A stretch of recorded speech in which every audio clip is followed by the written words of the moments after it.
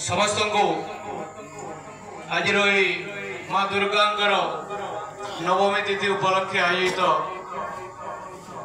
दंड नृत्य जामुट दंड नृत्य द्वारा परिवेशित दंड नृत्य आपण मैंने उपभोग करुले। प्रतिवर्ष परी महक 2025 चलित वर्ष आज तृतीय संध्यारे आपण मानकर मनोरंजन पर भेटी देउछि एक भिन्न धरणर दंड नृत्य। तो आज से दंड नृत्य दलर जे परिचालक व मैनेजर तांको आम अनुरोध करूँ से आसी आम सिकिडी उपरपड़ा दुर्गा पूजा कमिटी तरफ दिया जो उपढोकन आमर सम्मान को से ग्रहण करवा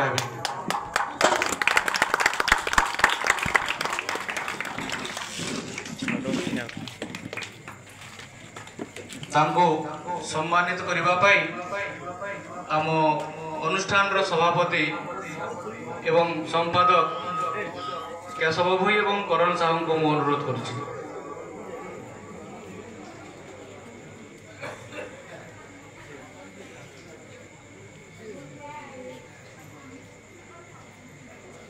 दंड नृत्य एभली एक कला जो कलाकार माने निजे निजर गीत परिवेषण करने संगे संगे नृत्य परिवेषण करते जहाँ अन्य कौन सी लोककला आम देखा पाई न था।